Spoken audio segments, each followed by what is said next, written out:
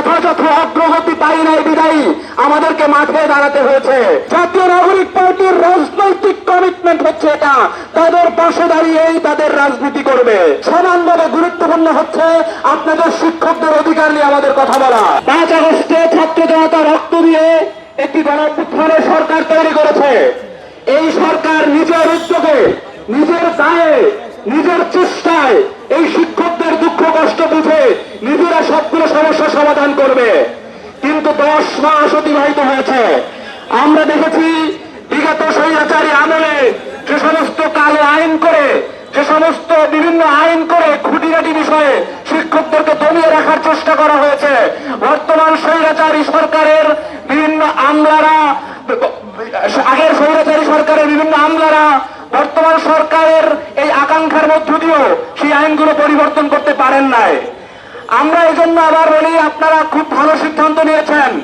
আপনারা আবার সেই মাঠ থেকে আমরা এই ফ্যাসিলিটি ব্যবস্থার বিরোধ করতে চেয়েছিলাম, সেই মাঠে এসে দাঁড়িয়েছেন।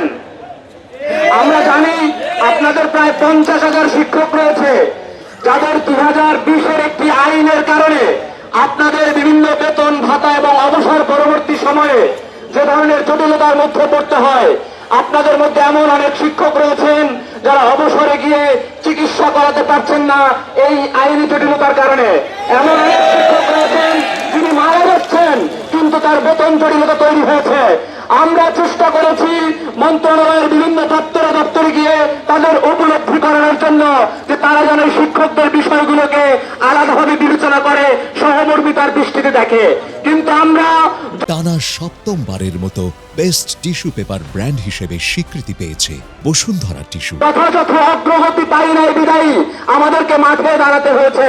আমরা এই শহীদ মিনার থেকে সকল শিক্ষকের সাথে একত্রিত করে আমরা জাতীয় নাগরিক পার্টির পক্ষ থেকে আমরা আপনাদেরকে স্পষ্ট বলতে চাই, বাংলাদেশের যারাই শিক্ষকদের মেহনতি মানুষের পাশে থাকবে, জাতীয় নাগরিক পার্টির রাজনৈতিক কমিটমেন্ট হচ্ছে এটা, তাদের পাশে দাঁড়িয়েই তাদের রাজনীতি করবে। আগামী বাংলাদেশে জাতীয় রাজনীতি কবে, জাতীয় নাগরিক পার্টি কবে ক্ষমতায় যাবে, এর থেকে মূল উদ্দেশ্য হচ্ছে আগামী বাংলাদেশে এরকম প্রতিটি বঞ্চিত মানুষের অধিকার নিয়ে তার পাশে থেকে প্রত্যেকটা যৌক্তিক আন্দোলনে ন্যায্য দাবির পাশে দাঁড়াবে। আপনারা জানেন আমাদের মাঝে জাতীয় নাগরিক পার্টির সম্মানিত সদস্য সচিব উপস্থিত হয়েছেন। আপনারা জানেন আজকে আমাদের নিবন্ধন জমা দেওয়ার লাস্ট ডেট।